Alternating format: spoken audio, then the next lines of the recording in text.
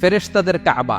আমরা যেমন কাবা, ফেরেশতাদের কাবা কিবলার নাম হচ্ছে আল বাইতুল মামুর, 7 আসমানের উপর। এটা কত বড় শোনেন। প্রতিদিন বিশ্বনবী বলেন, প্রতিদিন এই আল বাইতুল মামুর ফেরেশতাদের মসজিদে 70,000 ফেরেশতা ইবাদতের জন্য চান্স পায়। প্রতিদিন কয় হাজার? একবার ঢুকে যে বের হয়ে যায় কিয়ামতের আগে দ্বিতীয়বার আর তারা চান্স পাবেন না। ওইটা শেষ।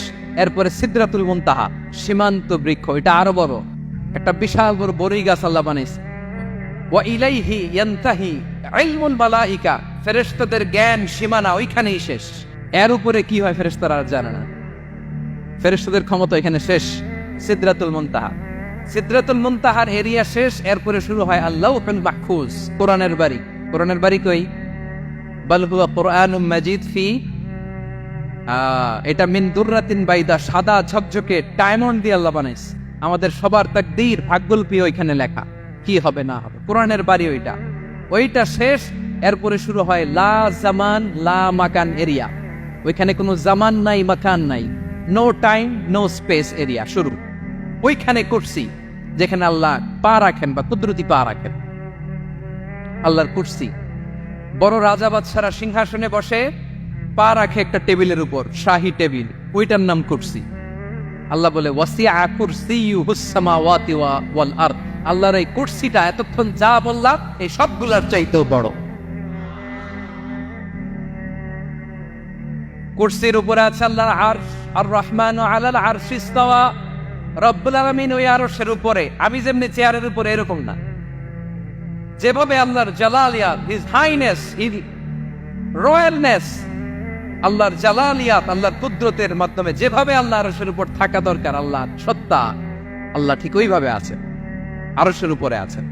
ওয়া ইয়াহমিলু আরশা রাব্বিকা ফাওকাহুম ইয়াওমাইযিন সামানিয়া, কিয়ামতের দিন আল্লাহর এই আরশটা 8 জন ফেরেশতা বহন করবে।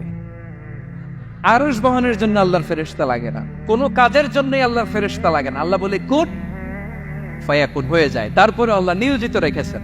সেদিন কিয়ামতের দিন আল্লাহর আরশটা বহন করবে কয়জন ফেরেশতা? এদের সাইজ কত বড়? শুনতে মনে চায়? বিশ্বনবী বলেন ইন্না মা বাইনা শাহমাতি উযুনিহি ইলা আতিকিহি মাসিরাতু 700 সানা। বিশ্বনবী বলেন ওই ফেরেশতার সাইজ আমি দেখে এসেছি কত বড়। শোনো, যারা আল্লাহর আরশ বহন করবে, পুরো সাইজ বলা যাবে না। বিশ্বনবী বলেন ওই ফেরেশতার কানের লতি থেকে কাঁধ বরাবর। আপনার কানের লতি থেকে কাঁধ কতটুকু হবে? 4 আঙ্গুল 5 আঙ্গুল। বিশ্বনবী বলেন যে 8 জন ফেরেশতা কিয়ামতের দিন আল্লাহর আরশের পায়া ধরে থাকবে, ওই ফেরেশতাগুলোর কানের লতি থেকে কাঁধ বরাবর আসতে সবচেয়ে দ্রুতগামী যানবাহন, পৃথিবীতে সবচেয়ে দ্রুত চলে আলোর ফোটন। আলোর ফোটন 1 সেকেন্ডে চলে 3 লক্ষ কিলোমিটার। কয় লক্ষ কিলোমিটার? 1 ঘন্টায়? 1 মিনিটে? কয় সেকেন্ডে? 1 সেকেন্ড কইতে তো 2 সেকেন্ড লাগে। 1 সেকেন্ডে আলোর ফোটন, আলোর কণা ছুটে 3 লক্ষ কিলোমিটার বেগে।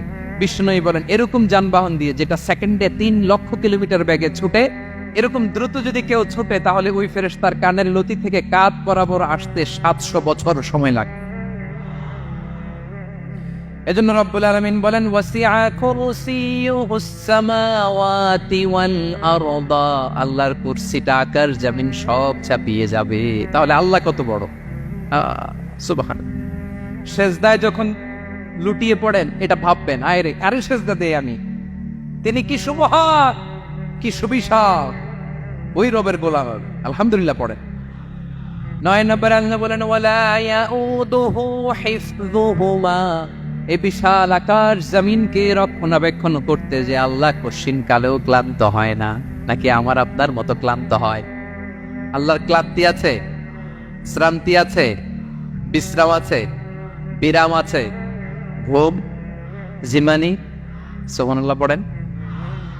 আল্লাহ বলে ওয়ালা ইয়াউদুহু হিফযুহুমা, এগুলোকে রক্ষণাবেক্ষণ করতে আল্লাহ ক্লান্ত হয়ে পড়েন না। 9 নম্বরে বললেন আল্লাহর কোনো ক্লান্তি নাই, সব কিন্তু দেখভাল করেন, প্রতি মুহূর্তে প্রতি সেকেন্ডে যার যেটা লাগে করেন। এই পুরো বসুন্ধরা, পৃথিবী, মহাবিশ্ব যেভাবে চলা দরকার সৃষ্টির পর থেকে আজও চলছে। চালায় কে? ইঞ্জিনিয়ারটা কে? আসল কারিগরটা কে? 9 নাম্বার চলে গেল, আল্লাহ ক্লান্ত হন না। আর বাকি রইল কয়টা?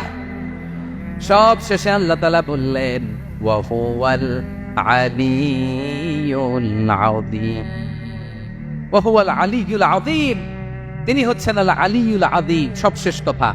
প্রিয় ভাইয়ের, আমি বলেছিলাম আয়াতুল কুরসিতে আল্লাহর মোট কয়টা সুন্দর সুন্দর নাম আছে? দুইটা তো বলে ফেলছে, ওগুলো কি ছিল? আল হাইয়ু, আল কাইয়ুম। এবার সবশেষে 3 আর 4 নাম্বারটা আসছে, এটা কি? একটা আল আলী আর একটা আজিম। 3 নাম্বারটা হচ্ছে আল আলী, 4 নাম্বারটা আযীম। আল আলী মানে হচ্ছে সর্বোচ্চ, দ্য গ্রেটেস্ট, দ্য হাইয়েস্ট। তার উপরে কেউ আছে? ঊর্ধ্ব জগতের যে বর্ণনা দিছি, কি বুঝলেন? আল্লাহর উপরে কেউ আছে? এজন্য তিনি হচ্ছেন আল আলী, সবচেয়ে উপরে, সর্বোচ্চ, দ্য হাইয়েস্ট। তার উপরে কেউ। এজন্য আল্লাহ বলেন সাব্বিহ ইসমা রাব্বিকাল আ'লা। আল আলিয়ার আল আ'লা কাছাকাছি অর্থ প্রশংসা করো ওই আল্লাহর, যিনি বলেন আ'লা, সবচেয়ে বড়। তার চেয়ে বড় কেউ আছে নাকি? তার উপরে কেউ আছে নাকি? আল আ'লা। এজন্য আমরা যখন সিজদায় লুটিয়ে পড়ি, আমরা যখন সবচেয়ে নিচে যাই, আমরা বলি আল্লাহ তুমি সবচেয়ে উপরে। আমরা যখন সিজদায় যাই, আমরা তখন সবচেয়ে কি? নিচে, তাই না? এর চেয়ে নিচে আর মানুষের সবচাইতে দামি অঙ্গ কপালটারে মাটিতে ঘষি, আমি সবচেয়ে নিচে, আর আমি বলি সুবহানা রাব্বিয়াল আহা, সুবহানা রাব্বিয়াল আ'লা। আল্লাহ তুমি সবচেয়ে উপরে, আমি সবচেয়ে নিচে, কিন্তু তুমি সবচেয়ে উপরে। সুবহানাল্লাহ পড়ে।